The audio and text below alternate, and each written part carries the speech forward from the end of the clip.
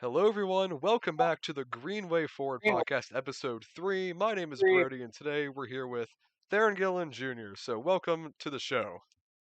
Thank you. Thank you. So, Theron has been a colleague of mine in Allegheny Greens here in Pennsylvania. A big part of my activism is thanks to him. I met him at the very first Green Party meeting that I attended over the summer when I was first starting to figure out my leftism, and he's been a huge part. So I thank him for everything he's done, and really excited to have you on here. My pleasure. It's good to be here. Awesome. So do you want to tell us about how you became a leftist, what you might have been beforehand, and just your history with your politics? Oh yeah. Let's see. It's a little bit of a long story. So I grew up in I don't know, let's say fairly mainstream household, not very political. Probably consider themselves center of the road. I went to college around from 1998 to 2002, and right around that time, like the internet was more available to people. Like before that, it was more businesses, banks, like things like that. Um, but it was more of a staple in like doing research or just like interpersonal communications. And I took one of these online quizzes, such as BuzzFeed used to be famous for. But I think, or there were, and there was also websites like BeliefNet, and one of them was right around the 2000 election. Which political party is for you? And this sounds kind of silly, but like I filled out what do I believe in, what are my values, and it sorted between I believe it was Democrat, Republican, Green, Libertarian, Constitution, I think Reform or Independent or something like that. And I was smack in the middle of the Green Party, and I thought, oh, cool, that sounds nice. I read about them, and like, yeah, that fits me perfectly. Right around that time, there were two competing structures of the Green Party. There was, I believe, the United States Green Party and like a assembly of state Green Parties, and they were still trying to figure out which was going to be the prevalent model of the different individual groups, I guess, confederating together. And I didn't understand all of that, so I just kind of like left well enough alone and didn't pay attention. Um, and then in 2000, George Bush got appointed president by the Supreme Court, and that was BS, to put it politely. Um, but the thing that happened over the next 8 years was that, 9/11 had happened in 2003. It was really a bizarre part of history to be alive during because suddenly everybody was pro war. Everybody wanted to go invade Iraq. Um, my sister's husband, on the day that they got married, was his younger brother was going to go to the Marines. Like, yeah, I can't wait to get over there and kill all the Arabs. I'm like, holy cow, that is nuts. But it was kind of I don't know, almost a zeitgeist at the time, and it blew my mind that so many people were bloodthirsty. And to me, it was just an obvious fabrication of evidence. Um, but and so like before being very involved in the Green Party, I was anti-war, anti-imperialism. I took part in some of the earliest uh, Answer Coalition marches in DC when I moved to the DC area in 2002. Um, so that was exciting. I kind of solidified that part of my political ideology. But because Bush was president and he was sort of stereotypically and yet comically, let's say, not sophisticated. The prevalent dialogue, as it was during Trump, was like, "Oh well, we just need to elect a Democrat, and everything will be okay. It's the Republicans' fault, If we get enough Democrats, things will be great." And so I thought, okay, good. Um, that made sense. I hadn't really heard of Greens. I knew of Ralph Nader, but that was basically it. And then, so when Obama was running, I had heard one of his speeches at the Democratic National Convention. I thought, this guy sounds great, hope and change and, vision for a bright new future. Um, it sounded good, and I fell for it, to be blunt. Um, and from sort of my anti-imperialist lens, what I was looking most forward to was he was going to shut down the naval base at Guantanamo Bay. And he's like, day one, I'm going to do that. And much like his calls on day one to codify abortion rights, he just didn't. I was like, wow, this guy is commander in chief, like, constitutionally in charge of the military. He can shut it down if he wants to. There are really no roadblocks here. Logistics might be a little bit more complicated, but commander in chief, like it says, it is what it says on the label. And he just didn't follow through with a lot of um, his messaging, and that was a big disappointment. Um, so I don't know. And then the next 7 8 years of the Obama presidency was just a disappointment after disappointment. Um, it was clear that Republicans weren't going to work with him, but he made a show of trying to start with the compromise. Like, not start, I'm going to start on the left and move right to the center to work with them. No, he started in the center and they didn't budge. And so then everything was moved to the right. Um, and then, like, his signature legislation was, the Affordable Care Act, which was better than nothing, but honestly, only very slightly. Um, there was a lot of sort of trying to privatize healthcare, typical neoliberalism. Let's privatize everything. And then when you have that happen, basically, people who can afford the privatized uh, services being provided over the public services, well, they get all of the better care. Yeah. So then, still, the poor people are screwed over, and basically that was sort of my understanding that neoliberalism isn't going to cut it. Um, and as I'm learning about things, I keep learning of positions that were to the left than what I was, but because like people didn't talk about so much.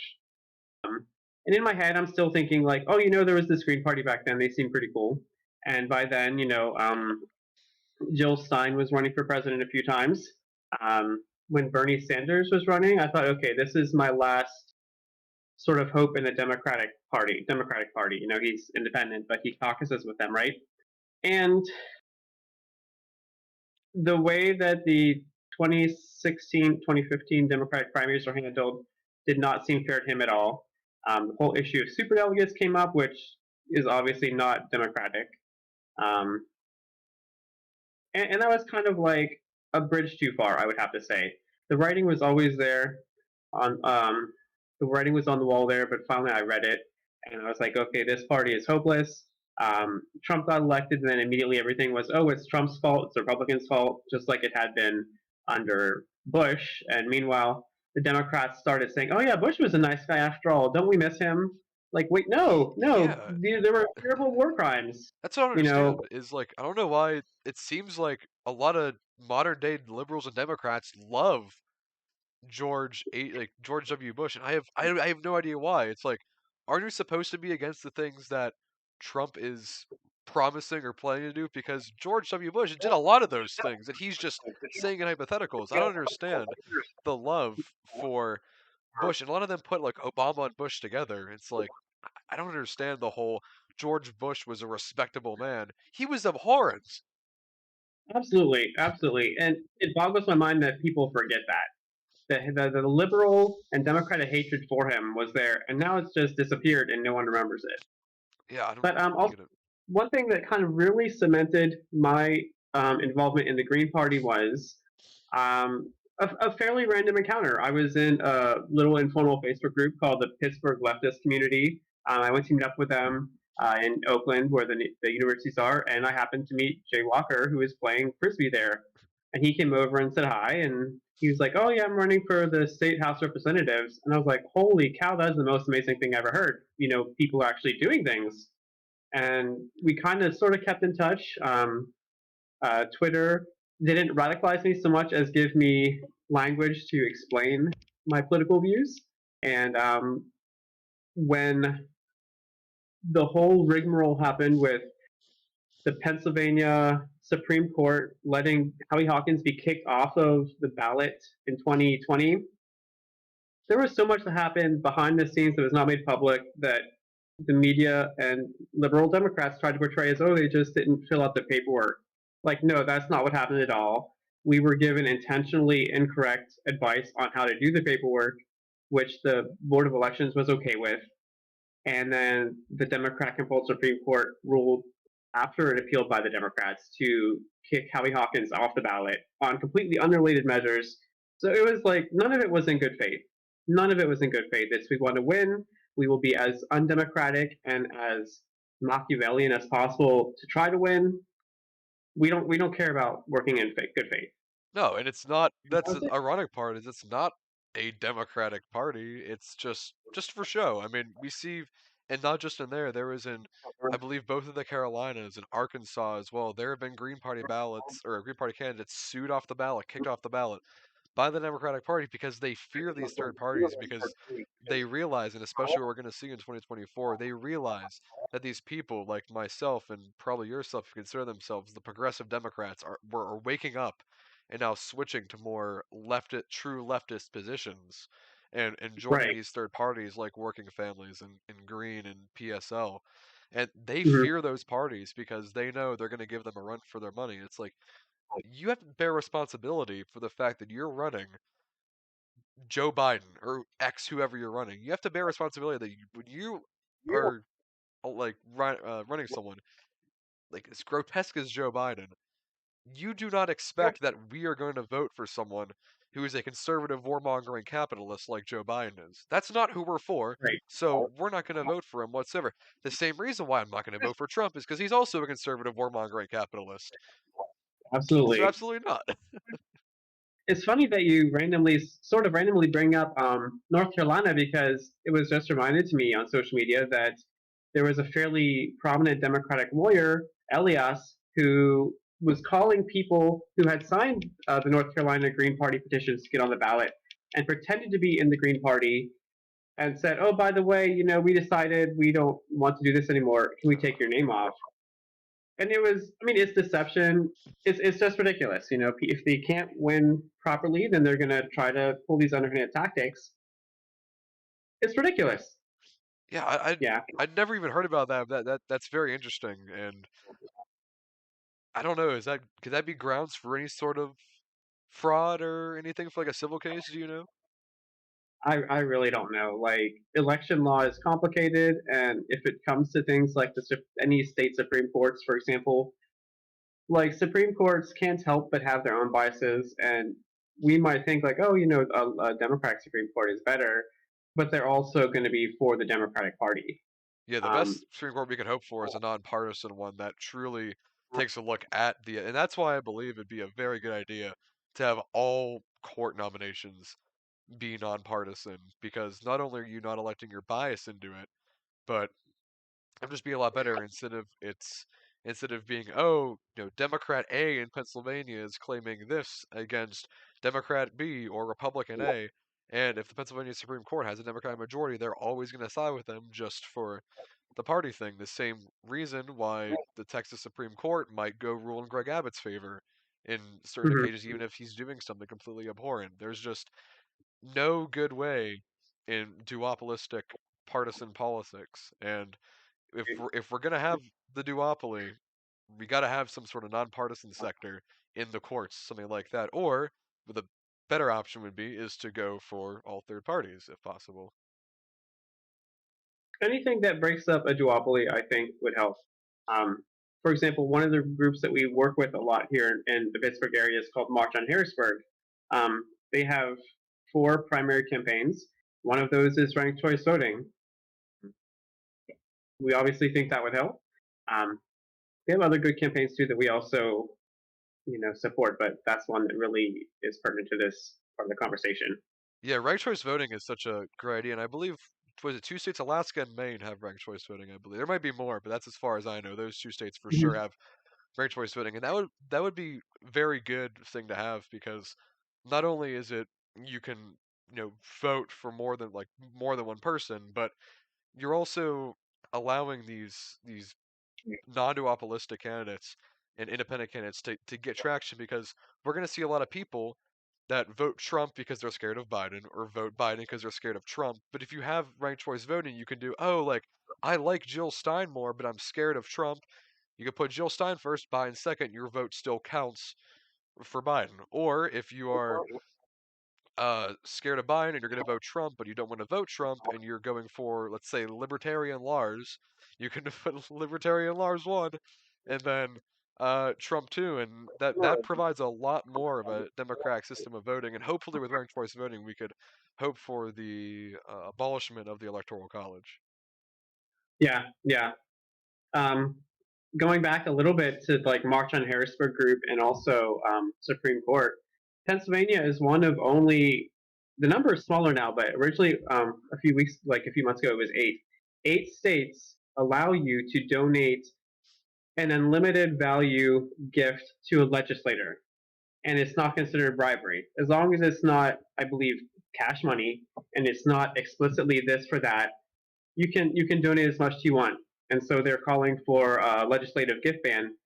And it's one of those things that Democrats will say, "Oh, we support this," until they're actually asked and put in a seat, and it hasn't passed. Hmm.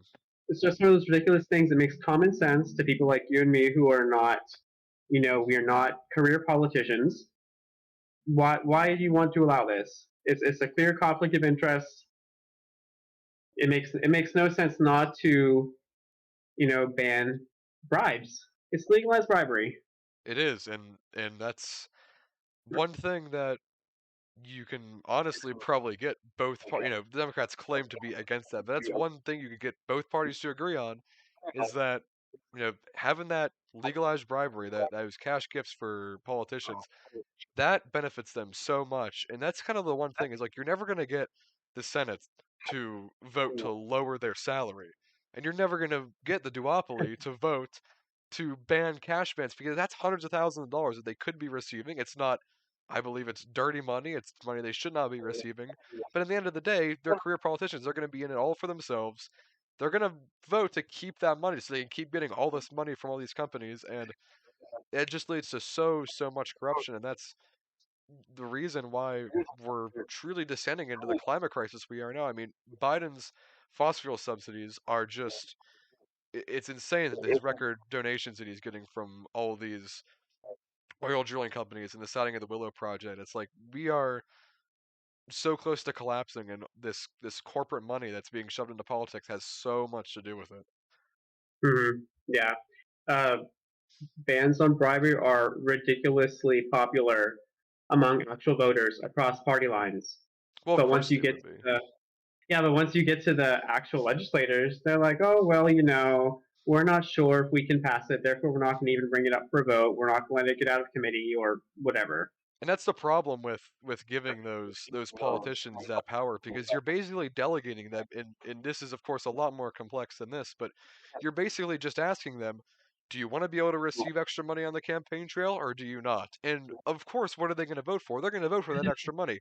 Regardless if it's moral or not, they're going to take all Mm-hmm. this money 'cause that's a free cash grab. That's a free, I don't know the stats on how much people are getting, but let's say someone running for governor might get $100,000 donation from, say, an oil company. That's $100,000 that they would be just losing because they decided to vote on the law. They're not going to vote on what their voters want. They're going to vote for their own interests. Mm-hmm. Mm-hmm. And Yep. it's just a really hard thing to get done whenever you have a voting system in the U.S. where you're electing a representative to make decisions about themselves.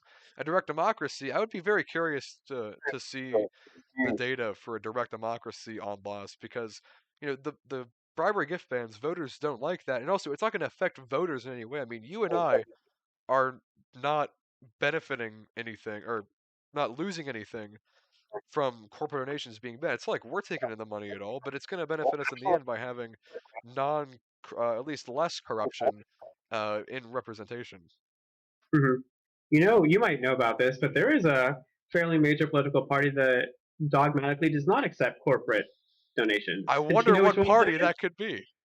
This one right here. Yeah. Speaking of that poster in the back, do you want to talk about your "Stop the War, Save the Planet" a little bit to the viewers? Oh yeah. I really don't know. I don't remember where I got it, but we hear like the Green Party sort of historically wants to be equal parts, electoral politics, equal parts activism. It's often very difficult to find people who want to run for office because we have sort of non-political jobs. Like all of us are workers, we're students, retired, maybe not even working at the time, but the percentage of us that are career politicians is so low that anything we do organizing wise is on our free time. We're volunteers. So here in Pittsburgh, we're not a member of a different number of coalitions. One of them is the anti-war committee, um, and so like I think that I just for a while the first few like actions I would go to, and this is before again I was involved with the Green Party locally. I was sort of anti-war, anti-imperialism first.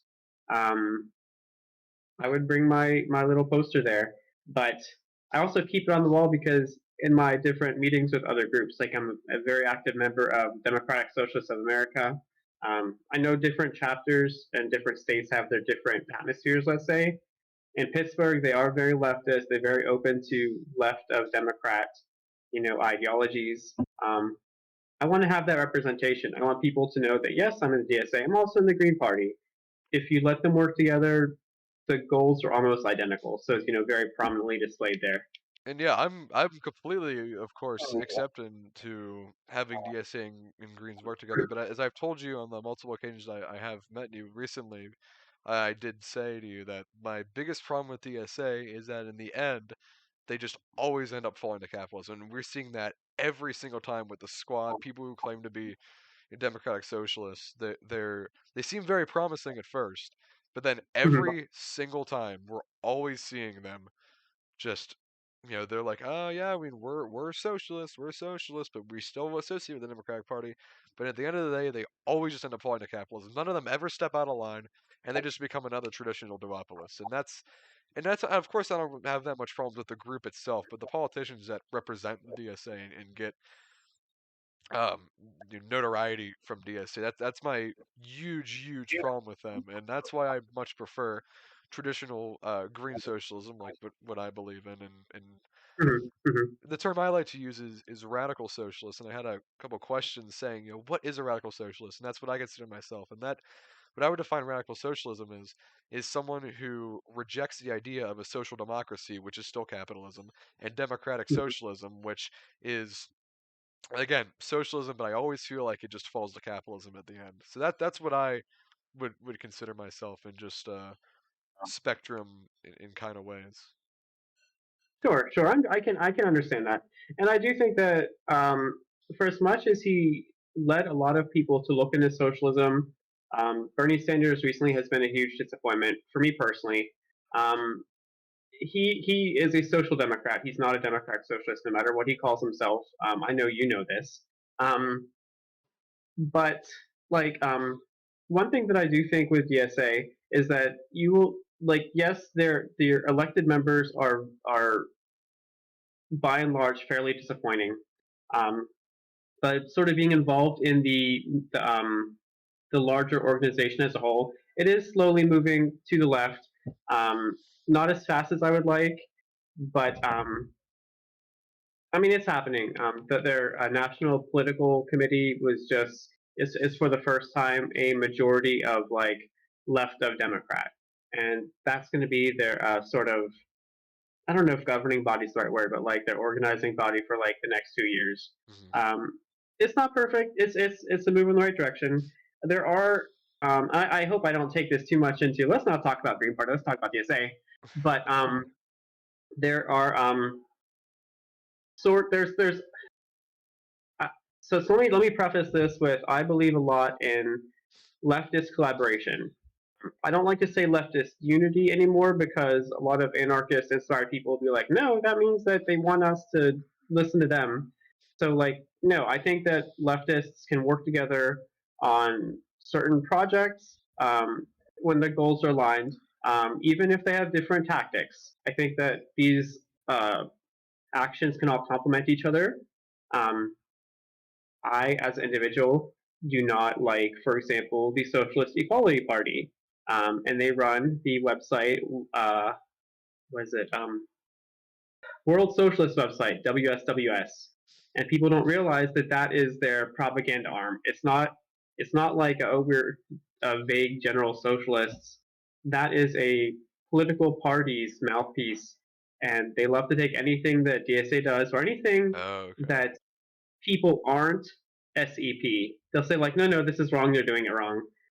They critique absolutely everything. Every other leftist, um, every other like eco-socialist, democratic socialist, Marxist, Leninist, every other kind of Trotskyist.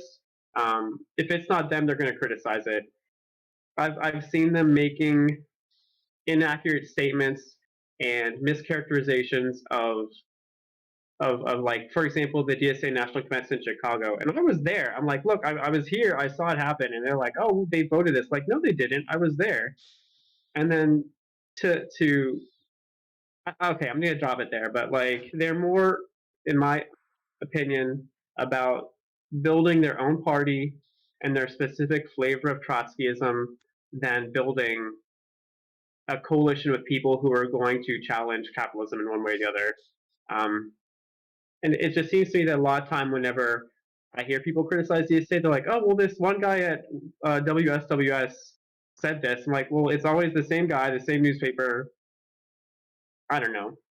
Yeah, and Sorry for the conversion.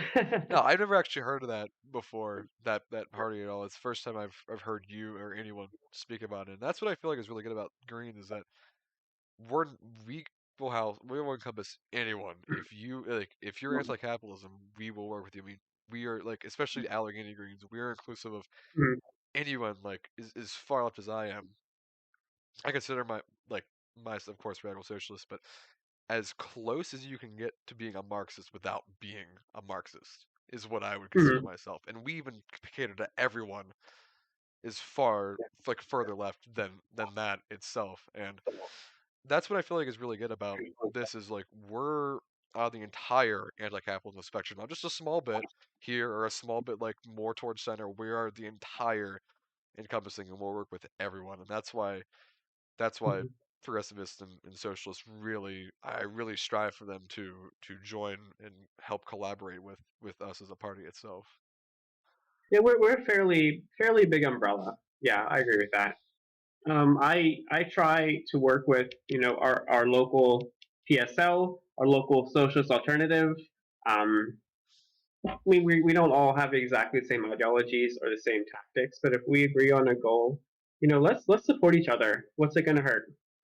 Yeah, absolutely. That's good, especially for those local elections like we saw with Sam Schmidt and Carl Redwood, the guys that were running for Allegheny Council, and they unfortunately did lose. It was fun to keep up with, and it was a lot closer than I expected. Like they maybe got half the votes as their opponent, but it definitely was on disappointment. It was definitely a good, solid campaign. I had the pleasure of meeting Carl over the summer, and you guys had Mm-hmm. that unity all over Instagram. It wasn't just you guys endorsing; it was all of those organizations that you had mentioned that were collaborating to help these candidates out, and that just really shows a good, strong sense of unity from these Pittsburgh organizations that help for that campaign. And I know you are very involved in a lot of those as well. Yeah, yeah.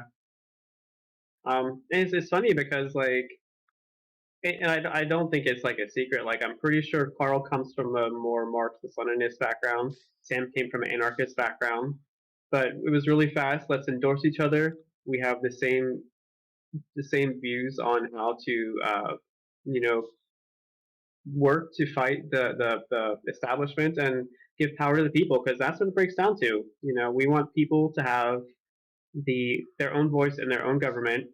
Um, I'm sure you know that I'm always asking people like, we in the Green Party, we are desperate to have people come help. Like, not just don't just vote for us, don't just give money. Both are good, right? But what we need are people to get involved. That's why I got involved, because during the Iraq War, that started in 2003, I was looking. I'm like, Democrats are saying this, Democrats are saying that.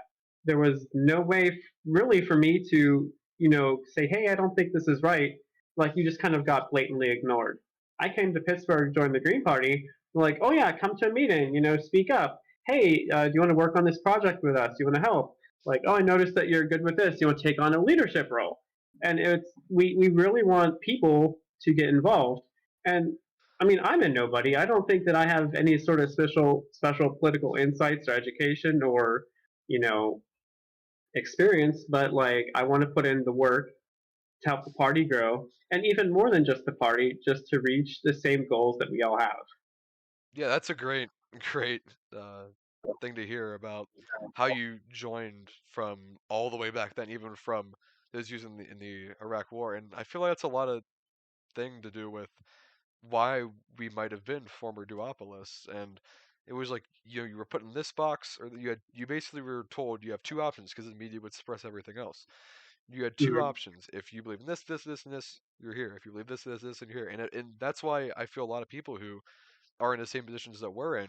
We were duopolists, and we didn't feel there was anything wrong with it. We felt like we were doing the right thing, and that's why I feel like it's very hard to fault people who still want to Mm-hmm. stay on like the very, very, very left brink of the duopoly because they feel like that sense that they've always had their whole life, and that's what they're told. These are the only two options. The only two options. But if they really were to expand, they'd see the great things that I've found in the past few months. I mean, I haven't been part of anything that I've been part of recently for very long at all. I mean, I've only been involved in PA Greens for 5 months now. It's not been very Mm-hmm. long since I was just a traditional duopoly Democrat earlier in the year, and this year has been such a huge change for me after finding that stuff. And that's the one thing about leftist spaces. I feel like there is so much shaming going on to those that are in like they're like close to being out of the duopoly. They're on the far, far left of the duopoly, which is still center at best, that we would describe it. But we instead of shaming these people for doing that, we need to say like, hey, we're gonna welcome you with open arms. It's very clear that you believe what we believe in. You're welcome to be here. But instead of what a lot of these spaces do is they say, oh, you're still part of the club. You're not welcome with us.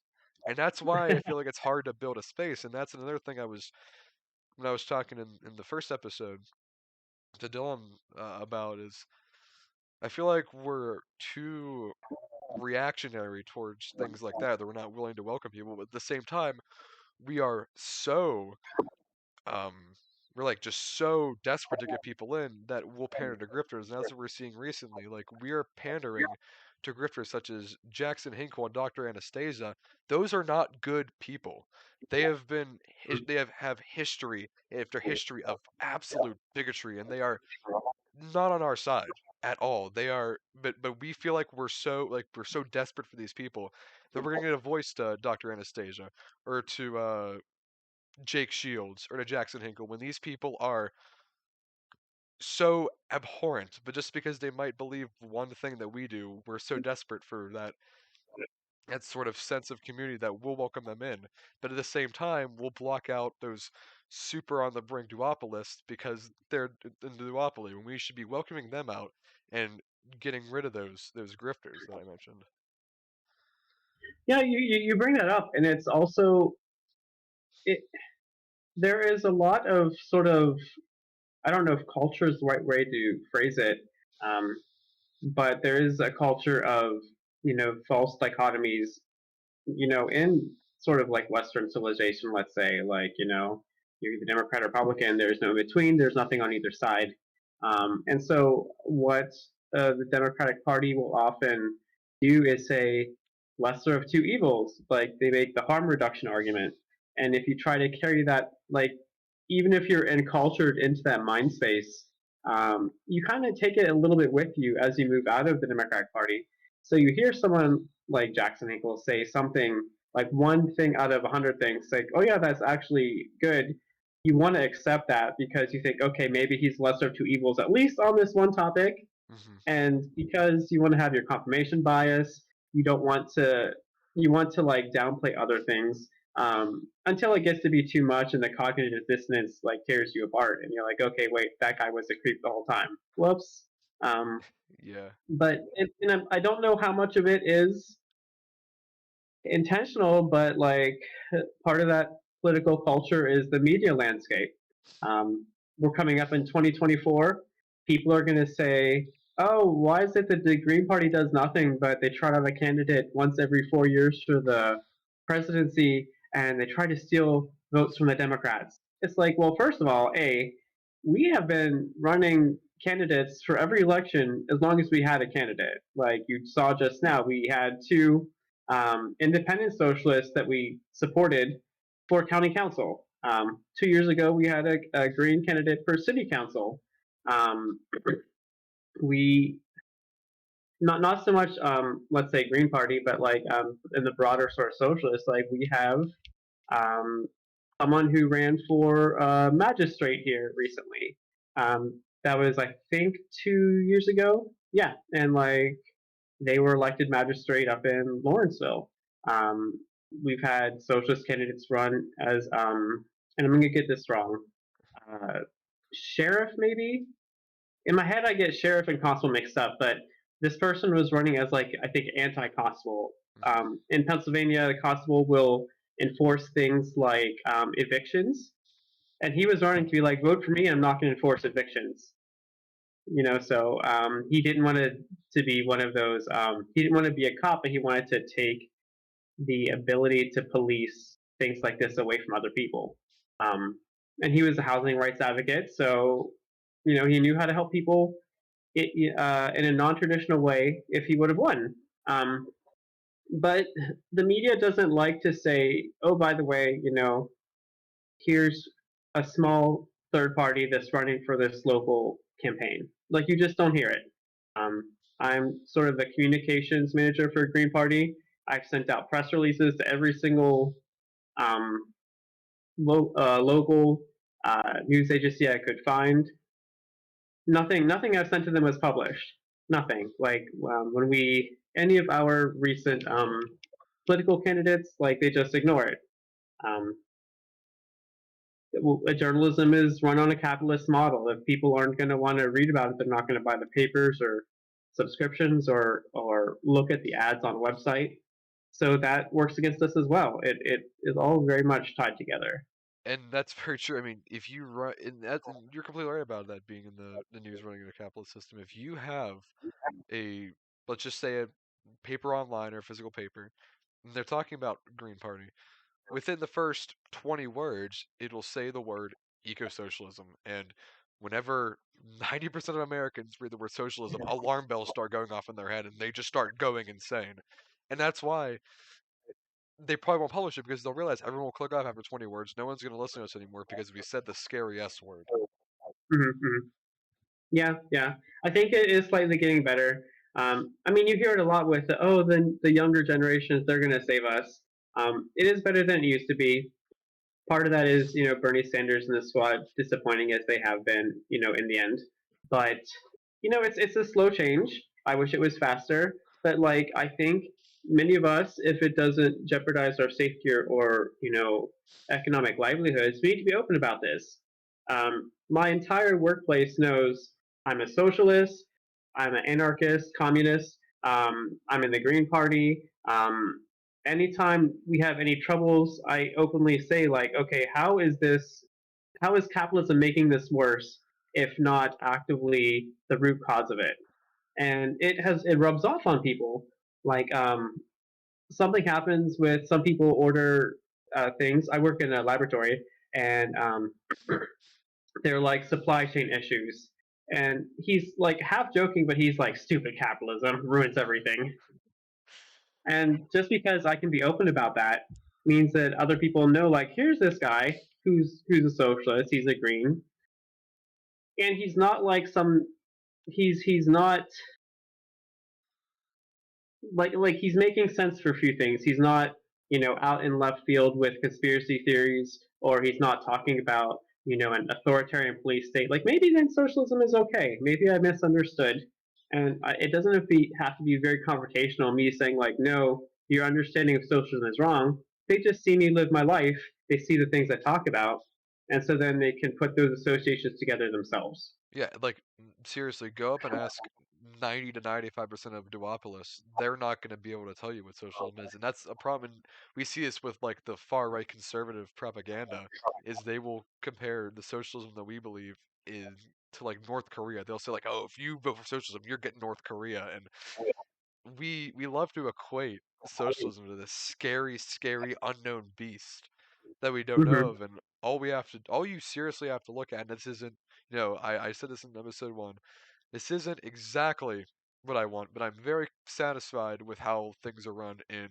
North and Western Europe with the Hmm. systems they have there, and that's truly the stuff that a lot of people on the left are advocating for. I mean, there's no reason that we can't have a universal healthcare system, or in a lot of those countries, you're guaranteed that paid maternity leave. This basic stuff that we could be doing with all the money that we have. We'll hear all the time, richest country in the world, richest country in the world, and we have nowhere near.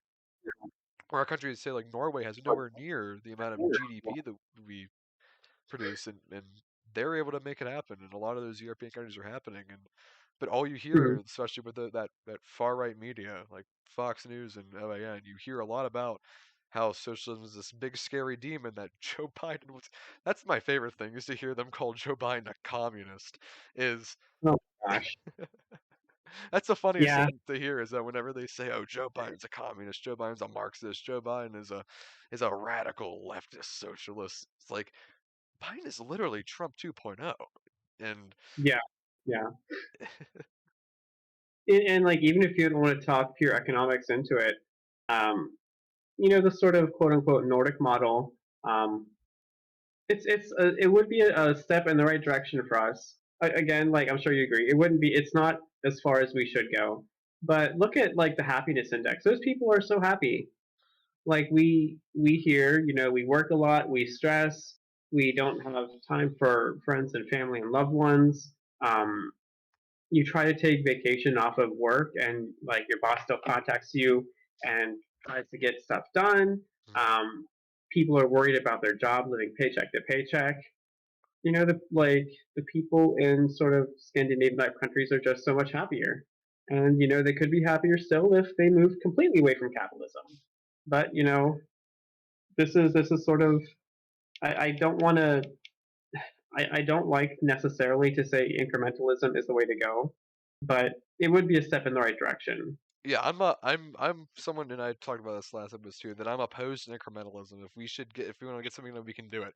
The one example that I use for incrementalism is even just a small example. Earlier this year, when Governor Shapiro of Pennsylvania signed into law $15 minimum wage, and to a lot of people, it's like, oh, great, $15 minimum wage.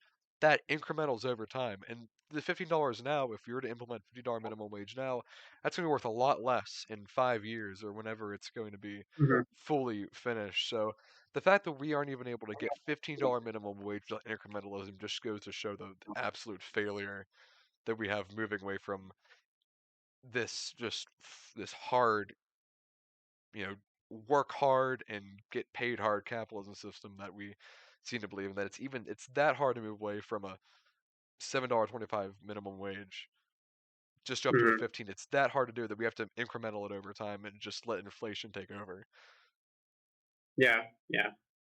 It's awful, the fact that we have to just do that itself. And back to your kind of point when you're talking about in the workplace, is what I find funny is that a lot of capitalists, they have certain critiques of things. And I even heard very recently of a capitalist like talking, and I encountered this in real life, saying like, oh, the big pharma healthcare system, all they want to do is just make a ton of profit off of you and not give you the right medications that might, they're not going to be 100% effective. They're not going to help you all the time, so they can just make you more and more and more and more. And they might be approving things that might make you sick just to take medications. So you make more and more and more. And I'm thinking, yes, yes, Yeah. but you're a capitalist. It's like they love to. You hear so many capitalists that have the same legitimate criticism of capitalism as we do, but they don't realize it. The greatest thing that Right. I see online is people saying, you know, a lot of capitalists point to failures of capitalism as theoretical failures of socialism, but it's always Right. the failures of capitalism. They can never name a failure of socialism. They always just end up naming failures of capitalism that we see in this country today. Mm-hmm. And as you mentioned, it's because people don't know what socialism is. Um, Like you'll see people pictures of people in tents, like, oh, this is what we would get under socialism. We have people in tents now, like especially in Pittsburgh. There's a epidemic of it. They've closed down, shelters. People are gonna freeze. There was a little sort of miniature tent city near me here on the north side, and the mayor came in and bulldozed it and got all the people out. So now where are they going to go? We're not socialists here. We're capitalists and we're having the socialist problems. Um, but then that also sort of goes back to people like let's say conservatives will see like, oh, we have a Democratic mayor, he's a socialist. Like he's definitely not. He's not progressive really. That might upset people, but no, the mayor is not progressive at all. He anyway. But just because they can call him socialist, anything that happens now they'll say, oh, it's because of the socialist mayor, and it comes from a lack of understanding of really anything, like mischaracterization of his own views, not to mention what socialism actually means. I don't think it's a lack of understanding. I honestly think it's either pure ignorance or it's purely like they know what they're talking about, but they're spinning it intentionally to try to void people of believing in more socialist ideas like that. It's like all you have to say is look at this failure. It's because of Ed Gaine's socialist policies. No, that's because of Ed Gaine's capitalist policies that we're seeing Mm-hmm. these people being bulldozed, these homeless encampments being bulldozed, and the tent city. That's hilarious. Whenever they take photos of tent city and say this is socialism, because that's a real photo that was taken under a capitalistic system. They Mm-hmm. always they can never give any good criticism. Their only good criticisms are failures of capitalism, but they just don't realize it because they've been so propagandized by the media, especially a lot of that far right media that likes to completely mischaracterize socialism as seriously, a lot of people, if you ask what socialism is, they will probably say an authoritarian police state or they'll say North Korea. And that's not an exaggeration. A pretty decent majority Mm-hmm. of people would probably say North Korea. And that's Right. they can't define it. And if the best thing that we can do is non-duopolist socialists is educate those people on what socialism actually is. They probably won't listen to you, and those same people probably think Joe Biden's a socialist, but that's the only way we can really get to those people. I mean, especially in the American education system, is we're taught work hard, do hard, do all your work, don't be lazy, get paid, and you're looking at this life of luxury. When even then, you have believe the new figure is 40% of homeless people work full time, Mm-hmm. and That sounds about right.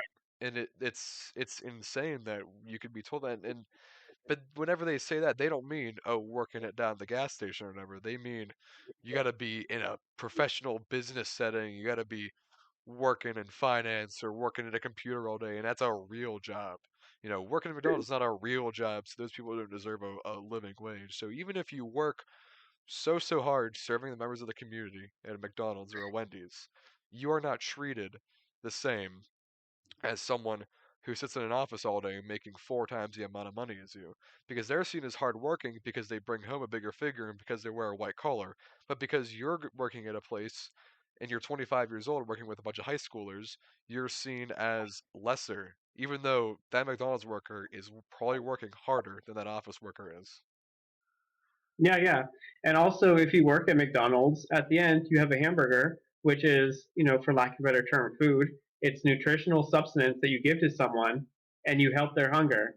If you move numbers around on a spreadsheet and generate wealth for someone out of thin air, what are you actually contributing to society? It's like economic wizardry, You have your, yeah, I'm not an expert in any of this, so I don't want to like try to say something and sound stupid, but like making money off of investments and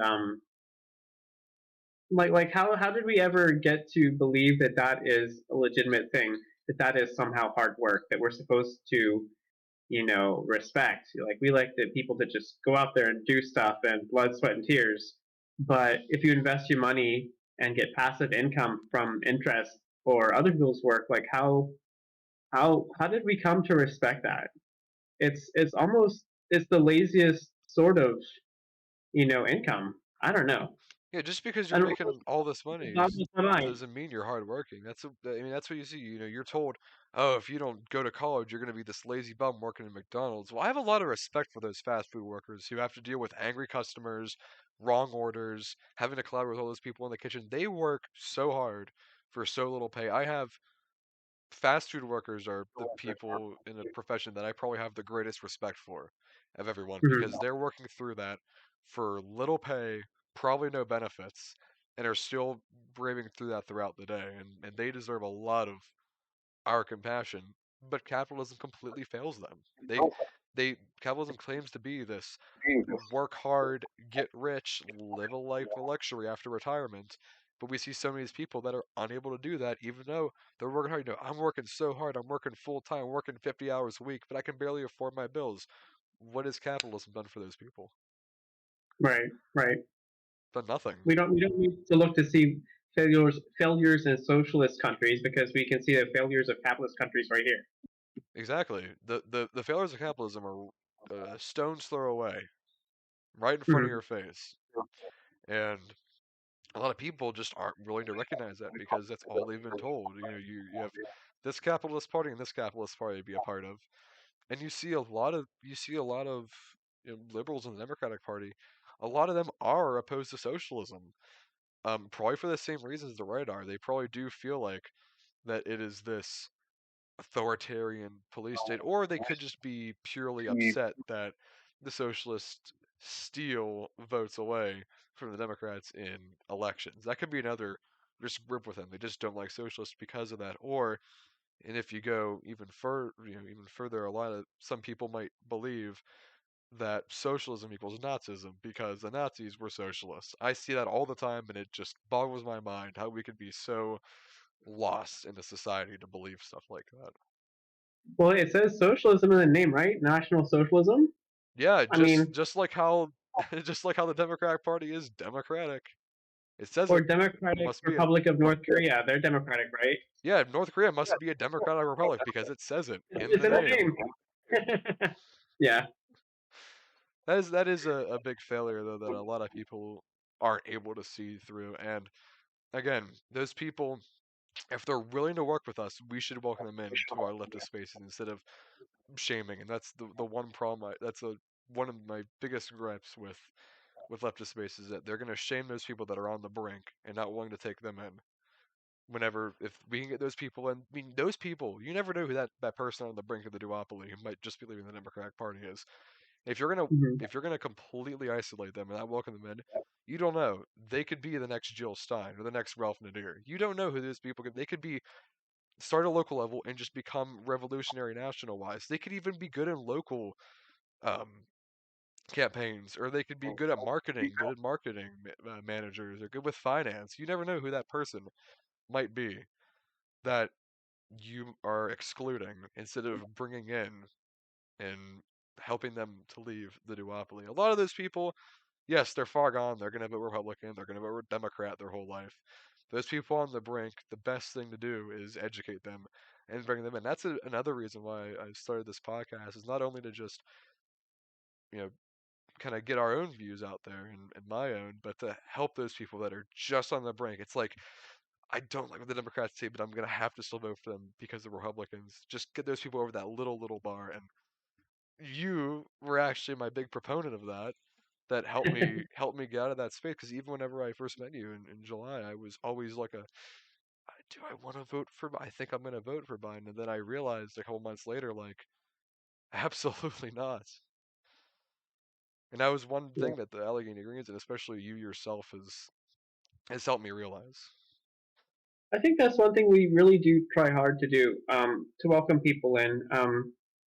And I don't know, other chapters, if they don't do what we do in Pittsburgh, they might not have the capacity. Like everything is a capacity issue. We thankfully have enough volunteers that can do this, but every other month we have an open house social that's basically come hang out with us. We're not gonna. It's not a planning meeting. Like we'll probably end up talking about politics just casually because it's one thing that sort of we generally enjoy being involved with. But it's a social event. Um, like we're gonna have also a winter holiday party late this year. I'm very There's excited gonna for be that. like I am too. It's gonna be one of the first times that we've had a sort of in person meeting since the pandemic began. Um, and so it's just come hang out with us, have fun. We'll have food. There will be games. You can talk to us just on a casual level. Our local DSA has cocktails with comrades, and tomorrow they're going to have coffee with comrades. Um, just get together for that human interaction. That's great, and you and of course many of the podcast viewers wouldn't know that, but you and I worked on something earlier this fall about at a local park event and trying to figure all these logistics, which wasn't too hard. I mean, I figured that out previously before pitching the idea to you, but we were able to just set up a booth with all of these members of a town coming in, and we were able to just have those resources available for them. That was the best way to reach those people that man, they existed. I mean, like I said, I've been going to that event for 10 plus years. There's never ever been a third party booth there. And I know we got stuck next to the libertarians, but still we had such a we didn't bring a ton of people in, but we still had a very productive day about reaching these people and just being able to explain whatever we had to them, having those resources laid out. It was awesome just to see people walk by and take a look, and we had a couple of guys that were chatting with us, and that's truly the best stuff we can do at a local level as a smaller party like that. And honestly, that was only possible because you came in and were able to sort of spearhead that. Like we have maybe, I don't know, half dozen, 2 dozen people that plan things. We get overwhelmed because there's a lot we want to do, and there's some core things we have to do. But if it was just the rest of us, and someone came and said, "Oh, go to this smaller like community event," we would have had to say no. We don't have the energy to organize that right now. But you came in, and that's why we also invite anyone to come in. Bring your own special skills, your own special interests and passions, and we can work with that on the large part. That's Yeah, how we grow.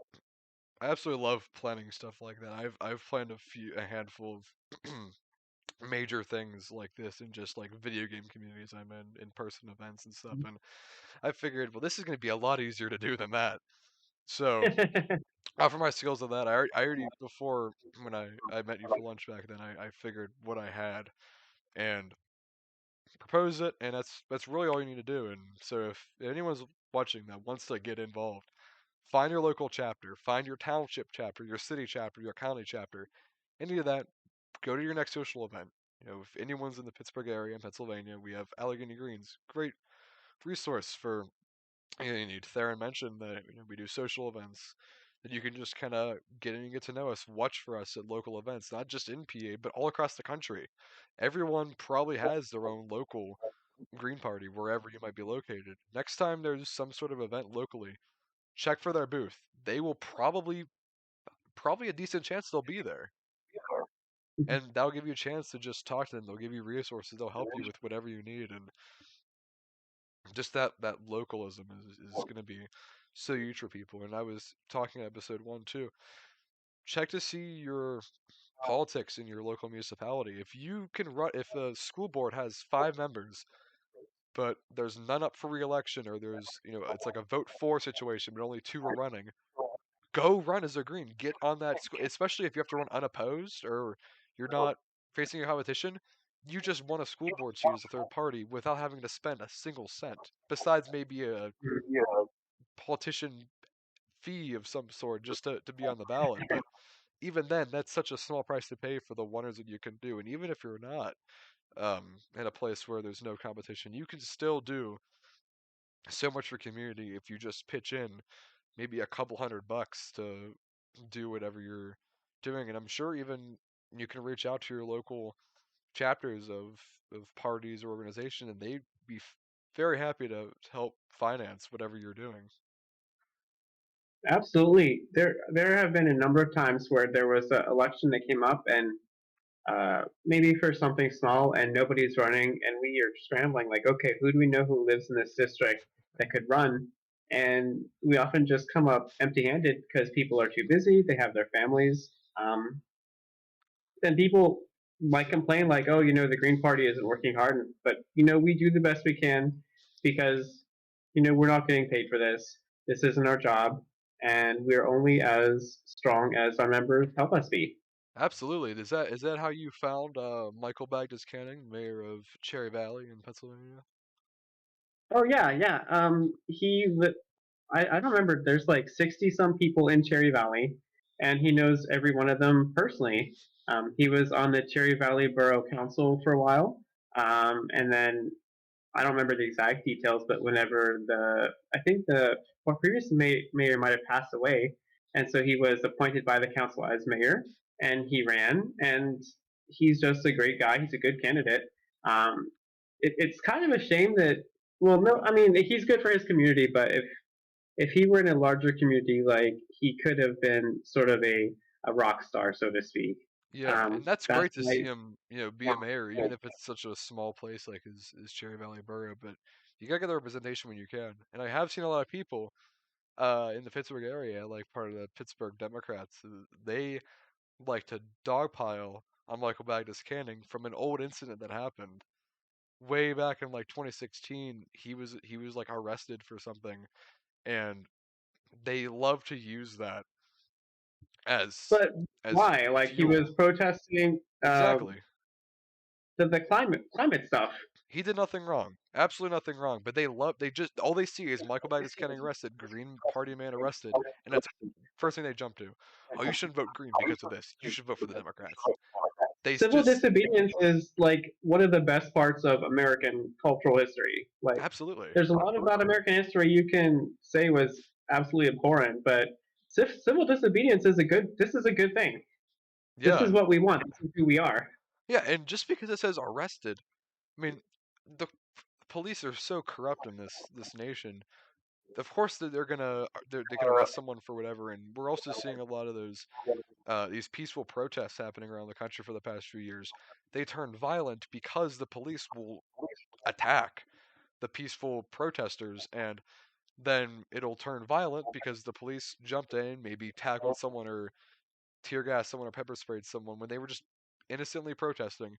The media will spin it to say rise of violent riots whenever it had nothing to do with the people protesting themselves and just the police hopping in there. And that's why we have so many people who are against certain kinds of protests because they are brainwashed to believe it's all violent, mostly thanks to law enforcement. That's the same thing that happened to Michael Bagdas Canning is he was a victim of police misconduct, but it was spun in even the local news, WTE local news. It was even spun there to say he was arrested for. I think they claimed he was like blocking a door or whatever. They can spin it to fit their narrative and will get people against one another just for the first few words they read. Green Party man arrested. Michael Bagdas getting arrested. And that's the first thing they jump to. That's all they see. That's all they have to do is be convinced with those three simple words. I think that's hilarious because that made me want to vote for him even more. Because he's someone who will put his own, life and safety on the line in support of the same values that I hold. He's a great man. Yeah, I had a pleasure of meeting him, and he's a great guy. Glad he was able to come down from all the way up north to come see us. But yeah, I'm Yeah, I'm yeah. I'm glad to see people like that, and civil disobedience is the right thing to do to get these things done. Even as simple as way back in the civil rights era, whenever African Americans would go to whites only bars and just sit there. They didn't bother Mm-hmm. anyone. They just sat there. That was civil disobedience. That was disobeying a law, but an unjust law at that. And that's all they had to do. And that's really to the extent of what they would do. They practiced a lot of nonviolence, and that's another whole discussion of whether nonviolence actually works. But Mm-hmm. I have great respect for those people who are willing to risk what they had, potential death, for going and sitting in a whites only bar or a whites only restaurant or a whites only hair salon or whatever. Those people were the true revolutionaries that we should be respecting nowadays and what we should really look up to for our own sort of revolutionary ideas that we may have. Even here in Pittsburgh, where we had the homestead strike, and the Pinkertons were hired to come and violently break it. Like people forget that our labor rights were won because people took a stand and they broke the law to do these things. Yeah, for those unaware who are watching, and am going off a pure memory, but I believe this is correct. So, a while ago in the 1800s, there were steel workers, correct? I Yep. think it was even in the early 1900s. Oh, okay. So early 1900s, late 1800s, steel workers down near the waterfront, which is a place down in Homestead in Pittsburgh. They were sick and tired of the conditions that they had, and they rose up and went on strike. And the owner, which was Henry Clay Frick, correct? He was, I think, the manager. The owner was Andrew Carnegie. Andrew Carnegie, yes. Andrew Carnegie paid this private police squad named the Pinkertons, came in and to rally against these strikers because they were upset that these people were striking against them. And I don't know the exact number that were killed, but a handful of workers were murdered by these Pinkertons for simply striking. And I have a great deal of respect for those protesters that gave their lives up for workers' rights as early as way back then, over 120 years ago, in such a local area as Pittsburgh. I mean, this is our home where we've grown up in, and to see that happening within a half hour of one another, like that's just it's a wonderful, wonderful thing to see that I feel like doesn't get talked about enough in public schools. I mean, just because it happened here doesn't mean it can't be talked about all the way in California. They deserve to know what happened with the Pinkertons and the rising up Mhm. of these steel workers. Yeah, absolutely. And then if things like that happen nowadays, you would hear about the violent leftists and how they're destroying society, and oh, they should have just voted their problems away or something. Yeah, that's the one. And you get a lot of people saying if that were to happen, and even in real scenarios, you'll have people say, "Well, they should have voted Democrat, and this wouldn't have happened." And I'm like, "No, you're completely missing the point." It's like, It was so for during Labor Day this year. I think her name is you. I think Biden's Department of Labor secretary came here and spoke with some of the labor leaders, and she told them like, yeah, don't expect anything from our administration because the political landscape is too volatile. We really can't risk upsetting people. So I mean, like, and then yesterday I heard someone say, well, we're probably gonna have to vote for Biden again because if Trump wins, something like it's gonna hurt our labor rights. I'm like, Biden isn't fighting for your labor he broke rights. up a strike, and he's been vehemently like anti these uprisings that have been going on. It's like, yeah, we know Republicans aren't going to do it. We recognize that, and we don't like them as much as you do. But we recognize that Democrats also are not going to give you what you're looking Mhm. for, and that's why we support these things that they don't. So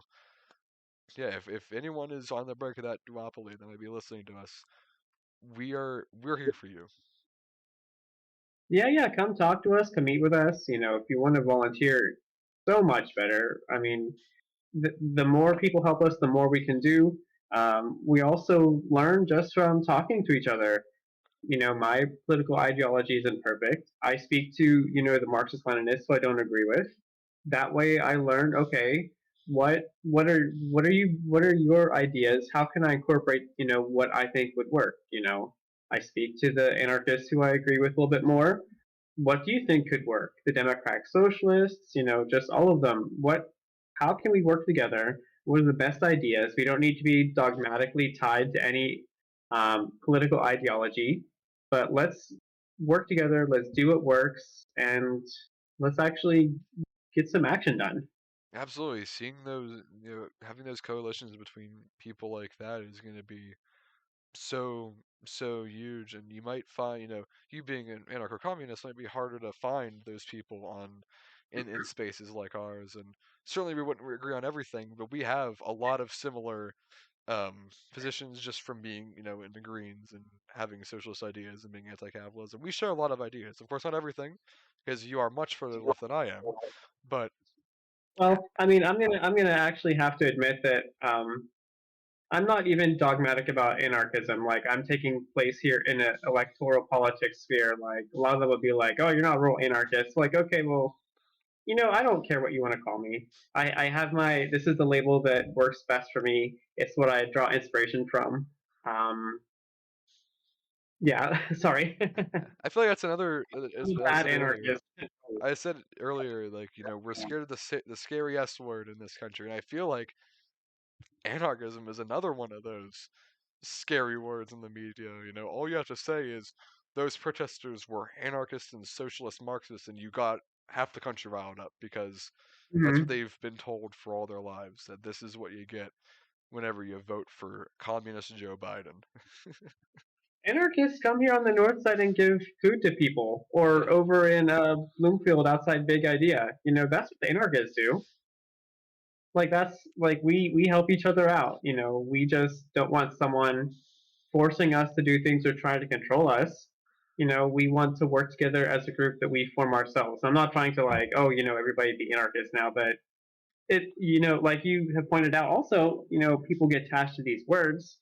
Don't worry about the word. Look at what people are doing. Look at the exactly. values they're espousing. Yeah, Look all at how they're espousing them. We're not out, you know, property damaging anything. We're helping our neighbors. exactly, and all you have to look into is see, like, you've been scared all your life because you've been told socialism is this scary big thing. Well, actually look into it and see what it is. You'd be surprised of how many of the things, if you consider yourself a Democrat, you would be surprised how many things that you agree with leftist progressive socialists like myself and Theron. You would be surprised how much you agree with, even though you've been told it's been scary this whole time. And if you find yourself agreeing with those things, maybe the Democratic Party isn't the right thing for you. But if you're a capitalist, then yes, the Democratic Party is the right thing for you. Mm-hmm. Yeah, no, no capitalists, please. I mean, yeah, maybe if you're a hardcore social democrat, we'll work with you. But I mean, never mind. I'm not gonna gatekeep. We're umbrella. Come talk to us. We'll go from Yeah, there. absolutely. Yeah, and anyone who's watching, check out your local Green Party. There's very likely one for your town, city, or there's definitely gonna be one for everyone's county and state. Although you might find it harder to contact state, but definitely county, township, city, municipality, everything. Just see what there is. Even if you don't consider yourself a green or green yet, maybe you're aspiring to switch parties at all. Just go talk to them at some point. See if they have any open house events. See if they have any social events, any gatherings, anyone that's representing them giving a speech. Just go there and you're gonna meet these people. Then maybe you'll realize, oh, maybe I do agree with these people. Maybe I was wrong about what the Democrats actually are. Because a lot of people that would switch to Greens are very likely not going to be conservative Republicans. They're probably going to Mhm. be progressive Democrats. Mhm. So we welcome all of those people if they're interested in learning. Definitely against the shaming that we see in spaces. And we need to welcome those people in that are willing to learn and willing to talk with us about whatever they wanted to talk about and get familiar with what we believe in. That's the biggest thing that we can do as a grassroots organization. Yep. Yeah. Yeah, just get out there and talk to people.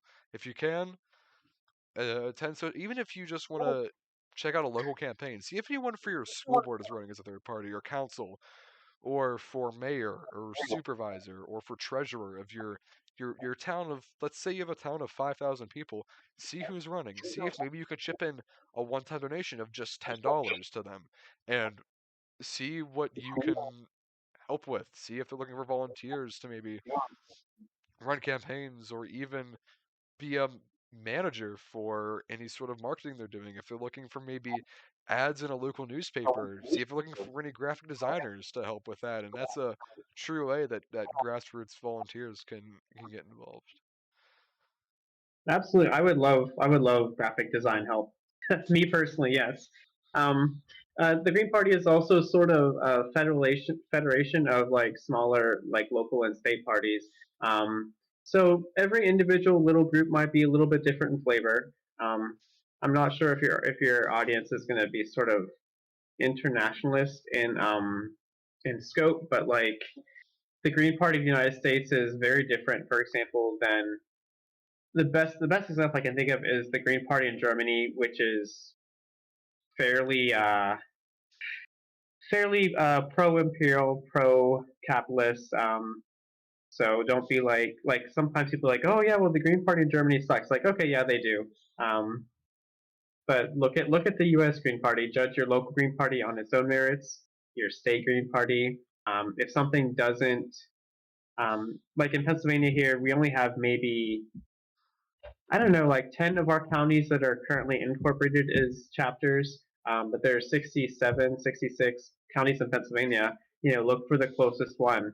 If you're not in a county with an active chapter, help on the state level. I mean, a lot, because we're very locally focused. Sometimes the county level chapters are much more active and sort of organized better than the state level chapters. But at all levels, I'm pretty sure they're willing to they're actively seeking out help and volunteers.